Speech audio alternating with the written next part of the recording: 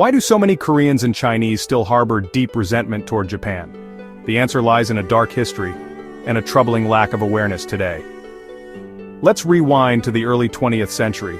Imperial Japan was expanding aggressively across Asia, seeking land, resources, and power.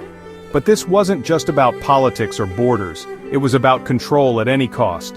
In Korea, Japanese colonization from 1910 to 1945 meant forced assimilation.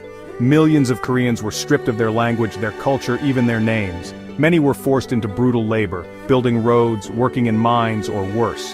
Then, there was the horror of the comfort women, a sanitized term for tens of thousands of Korean and Chinese women forced into sexual slavery for Japanese soldiers. Families were torn apart, and the trauma still lives on in survivors. But perhaps the most infamous chapter unfolded in China.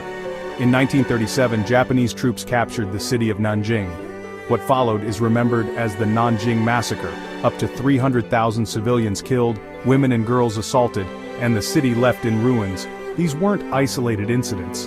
Across Asia, Japanese forces left a trail of massacres, forced labor camps, and systematic destruction. For Koreans and Chinese, these are not distant memories. They're family stories, national scars, and reminders of justice never fully served. So, why does this pain still simmer today?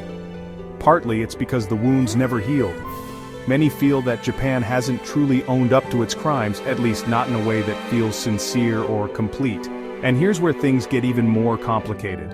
In modern Japan, the history of these atrocities is often downplayed, glossed over, or left out of textbooks entirely. Some politicians even deny events like the Nanjing Massacre or the existence of comfort women. For many young Japanese, these chapters are little more than a footnote, if that. This gap between memory and awareness only fuels the fire. Koreans and Chinese see a lack of acknowledgement as a second wound, a refusal to face the past, and a barrier to genuine reconciliation. So what do you think? Should Japan do more to acknowledge its wartime history? Or is it time for the region to move on?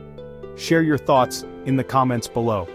If you found this video insightful, don't forget to like, subscribe, and hit the bell so you won't miss more stories that uncover the hidden truths of history.